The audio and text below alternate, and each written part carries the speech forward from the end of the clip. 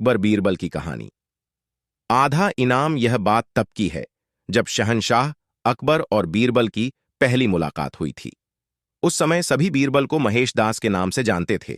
एक दिन शहंशाह अकबर बाजार में महेश दास की होशियार से खुश होकर उसे अपने दरबार में इनाम देने के लिए बुलाते हैं और निशानी के तौर पर अपनी अंगूठी देते हैं। कुछ समय के बाद महेश दास सुल्तान अकबर से मिलने का विचार बनाकर उनके महल की ओर रवाना हो जाते हैं। वहां पहुंचकर महेश दास देखते हैं कि महल के बाहर बहुत लंबी लाइन लगी हुई है और दरबान हर व्यक्ति से कुछ न कुछ लेकर ही उन्हें अंदर जाने दे रहा है। जब महेश दास का नंबर आया तो उसने कहा कि महाराज ने मुझे इनाम देने के लिए बुलाया है और उसने सुल्तान की अंगूठी दिखाई।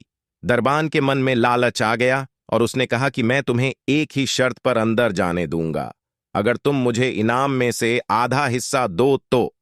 दरबान की बात सुनकर महेश दास ने कुछ सोचा और उसकी बात मानकर महल में चले गए। दरबार में पहुंचकर वह अपना नंबर आने का इंतजार करने लगे। जैसे ही महेश दास की बारी आई और वो सामने आए तो शहंशाह अकबर उन्हें देखते ही पहचान गए और दरबारियों के सामने उनकी बहुत तारीफ की। बादशाह अकबर ने कहा कि बोलो महेश दास, इनाम में क्या चाहिए? तक महेश दास ने कहा कि महाराज, मैं जो कुछ भी मांगूंगा क्या आप मुझे इनाम में देंगे? बादशाह अकबर ने कहा कि बिल्कुल, मांगो, क्या मांगते हो? तब महेश दास ने कहा कि महाराज, मुझे पीठ पर 100 कोड़े मारने का इनाम दें। महेश दास की बात सुनकर सभी को हैरानी हुई और बादशाह अकबर ने पूछा कि तुम ऐसा क्यों चाहते हो? तब महेश दास ने दरबान के साथ हुई पूरी घटना बताई और अंत में कहा कि मैंने वादा किया है कि इनाम का आधा हिस्सा मैं दरबान को दूंगा। तब अकबर ने गुस्से में आकर दरबान को 100 कोड़े लगवाए और महेश दास की होशियारी देखकर अपने दरबार में मुख्य सलाहकार के रूप में रख लिया।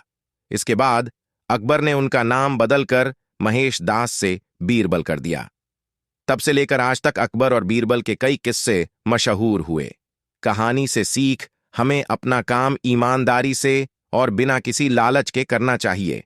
अगर आप कुछ पाने की उम्मीद से कोई काम करते हो तो हमेशा बुरे परिणाम का सामना करना पड़ता है, जैसे इस कहानी में लालची दरबान के साथ हुआ।